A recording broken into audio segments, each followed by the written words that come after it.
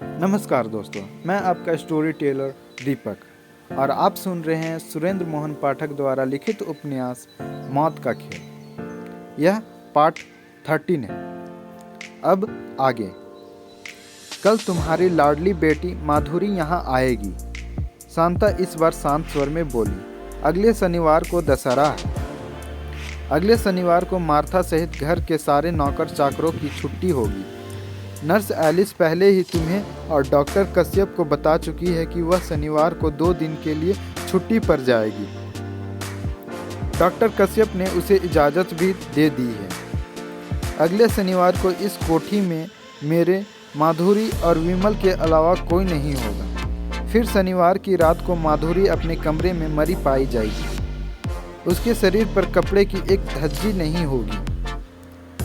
तफ्तीश द्वारा मालूम होगा कि किसी ने उसके साथ बलात्कार करके उसका गला घोंट दिया है। माधुरी से बलात्कार और फिर उसकी हत्या तुम्हारा पुराना सेवक बास्को करेगा। मैं उसकी सहायता करूंगी, लेकिन हत्या का इल्ज़ाम विमल पर लगेगा। मेरे शरीर में झुरझुरी दौड़ गई। पुलिस को मैं बुलाऊंगी। मैं कहूंगी कि मैंने माधुरी के कमरे में खटपट की आवाज़ सुनी थी।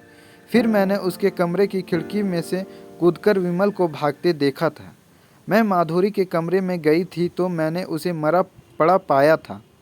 जाहिर है कि विमल ने उसके साथ बलात्कार करने के बाद उसका गला घोंट दिया था। तुम्हारी जानकारी के लिए विमल एक जेल से भागा हुआ मुजरिम है। न जाने कब से उसे स्त्री के सहवास का सुख प्राप्त नहीं हुआ है। उसने माधुरी को शायद कपड़े उतारते देख लिया और फिर उस पर शैतान सवार हो गया। वह खिड़की के रास्ते माधुरी के कमरे में घुस गया। वासना के जवार ने उसमें अमानुषिक शक्ति पैदा कर दी। उसने माधुरी के साथ जबरदस्ती अपना मुंह काला किया। जब उसका जुनून उतरा तो वह भयभीत हो उठा। माधुरी पर क्या गुजरी थी, इसकी जानकारी दुनिया को माधुरी से ही हो सकती थी। माधुरी किसी के सामने अपना मुंह ना खोले, इसका उसे एक ही तरीका दिखाई दिया और उसने वही तरीका अपनाया भी। उसने माधुरी का गला घोंटकर उसकी हत्या कर दी और फिर वहां से भाग खड़ा हुआ। लेकिन उसके दुर्भाग्यवश मैंने उसे भागते देख लिया।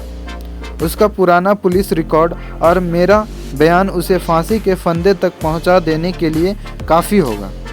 पुलिस को पहले से ही विमल की तलाश है। उसको अपने अधिकार में करके उन्हें बहुत खुशी होगी।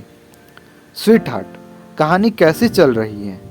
यह कहानी ऐसी कहानी से कम दिलचस्प तो नहीं जो विमल तुम्हें पढ़कर सुनाया करता है? मैं सा खिड़की से बाहर खड़ा सब कुछ सुनता रहा। My dear darling husband, Shanta का ब्लेड की धार जैसा पैना स्वर फिर सुनाई दिया।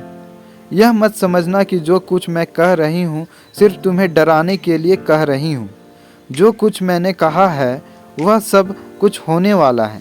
अगले शनिवार की रात को तुम्हारी लाडली बेटी माधुरी का वही भयंकर अंत होने वाला है जो मैंने तुम्हें बताया है। अगर डॉक्टर कश्यप तुम्हारे दिल की हालत के बारे में ठीक कहता है तो मुझे पूरा विश्वास है कि अपनी लड़की की बलात्कार के बाद हुई विभत्स मौत का समाचार सुनकर तुम्हारे दिल की धड़कन जरूर रुक जाएगी। अगर तुम्हारे दिल की धड़कन अपने आप नहीं रुकी तो मैं रोकूंगी। मैं तुम्हारे मुंह पर आधा मिनट तकिया दबाकर बैठ जाऊंगी और तुम्हारा कच्चे धागे से बंधी अपनी जिंदगी से नाता टूट जाएगा। हर कोई यही समझेगा कि सर गोकुल दास अपनी बेटी की मौत का सदमा बर्दाश्त नहीं कर सके और अपनी बेटी के पीछे पीछे भी परलोक सिधार गए। और उसके बाद तुम्हारी 1 करोड़ रुपए की संपत्ति की अकेली मालकिन होगी लेडी शांता गोकुल दास, यानी कि मैं।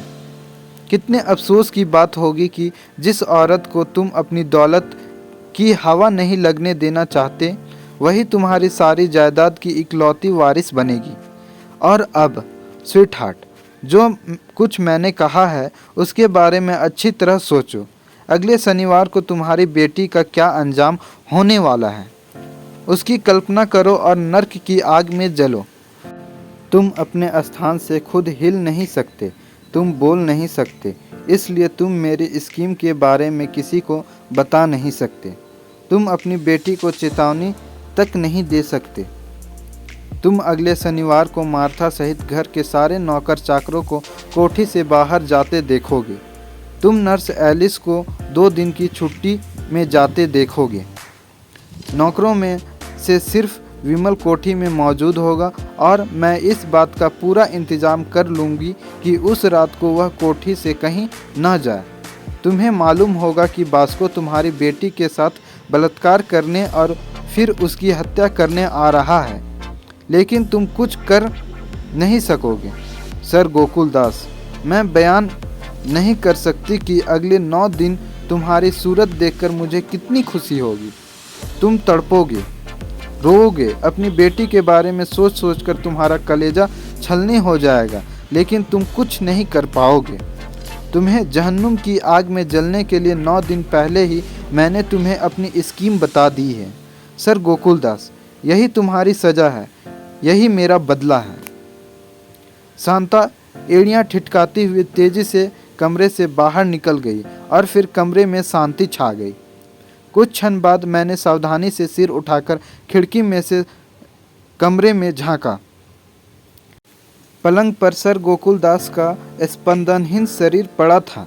नर्स एलिस के बगल के कमरे का दरवाज़ा खुला था, लेकिन शांता कहीं दिखाई नहीं दे रही थी। मैं खिड़की के पास से हट गया।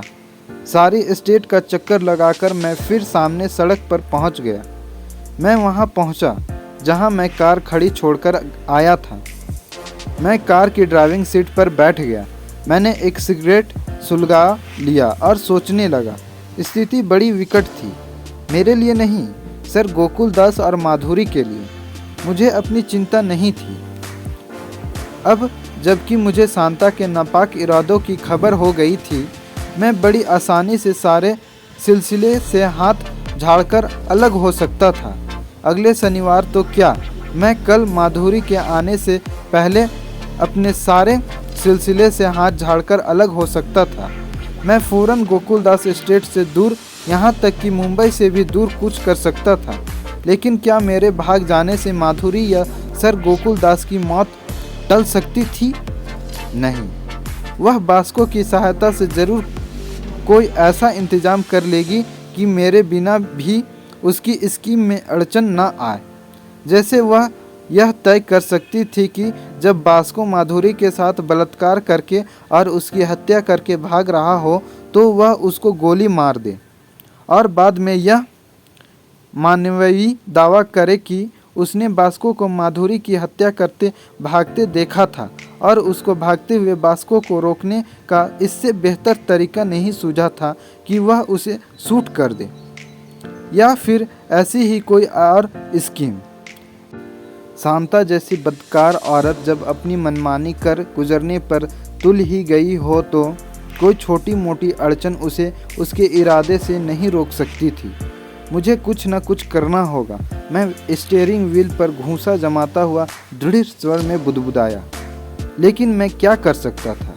जो कुछ मैंने सुना था उसे मैं पुलिस को, डॉक्टर कश्यप को या किसी और को नहीं बता सकता था। अगर मैं बताता तो मुझे यह भी बताना पड़ता कि मुझे पहले से ही शांता पर शक था और मैंने जानबूझकर कार खराब हो जाने का बहाना बनाकर नर्स एलिस को टैक्सी पर कोलाबा भेजा था ताकि मैं वापस आकर शांता को चेक कर सकूं। मुझे शांता पर संदेह क्यों था? इस संदर्भ में मुझे शुरू से सारी कहानी सुनानी पड़ती और फिर पुलिस को मालूम हो जाता कि मैं खुद जेल से फरार मुजरिम था। शांता को यह कहना कि मैं फिर कितने भी समय के लिए जेल जाने को तैयार था और बात थी, और वास्तव में जेल जाना और बात थी। जेल के जीवन का ख्याल आते ही मेरे शरीर में कपकपी दौड़ जाती थी। वास्तव में मैं दोबारा जेल जाने के लिए कतई तैयार नहीं था। और फिर इस बात की क्या गारंटी थी कि मेरे कहने पर, एक जेल से फरार मुजरिम के कहने पर पुलिस ये मान ही लेगी कि शांता के इरादों के बारे में मैं जो कुछ उन्हें बता रहा था वह सच था। शांता मेरी निगाहों में गंदी औरत थी, लेकिन समाज की निगाहों में वह एक बहुत प्रतिष्ठित प्राप्त महिला थी। वह एक करोड़पति की बीवी थी। उसके लिए मुझे झूठा साबित करना कोई बहुत कठिन काम नहीं था। शांता बहुत बड़ी एक्ट्रेस थी और उसे अपनी सुंदरता और सेक्स अपील के तुरुप के पत्ते की तरह इस्तेमाल करना खूब आता था। सारे सिलसिले में मेरा ही नुकसान होने की संभावना थी। पुलिस के सामने मेरी हकीकत खुल जाती और मैं फिर से जेल पहुंच जाता। लेकिन मैं माधुरी को या सर गोकुलदास को शांता की बदमाशियों का शिकार भी नहीं होने देना चाहता था। फिर एक शैतानी ख्याल बिजली की तरह मेरे मस्तिष्क में कौंध गया। इससे पहले कि शांता सर गोकुलदास या माधुरी की हत्या का सामना कर सके, क्यों न मैं शांता की हत्या कर दूं? शांता जैसी खतरनाक और हरजाई औरत को जिंदा रहने का क्या हक था? शांता के मर जाने से माधुरी जैसी कमसीन लड़की का जीवन बच सकता था। शांता के मर जाने से सर गोकुलदास का जीवन बच सकता था। शांता के मर जाने से मैं दोबारा जेल जाने से बचा रह सकता था, क्योंकि जब से मैं जेल से भागा था तब से शांता ही पहली इंसान थी जिसने मुझे सुरेंद्र सिंह सोहल के रूप में पहचाना था। अब मुझे कोई ऐसी तरकीब सोचनी थी कि सांप भी मर जाए और लाठी भी न टूटे। मैं शांता की हत्या कर दूं, लेकिन किसी को मुझ पर संदेह तक न हो। मैंने सिगरेट फेंक दिया और इंजन स्टार्ट कर दिया। ऐसी कोई तरकीब सोचने के लिए अभी बहुत वक्त बाकी था।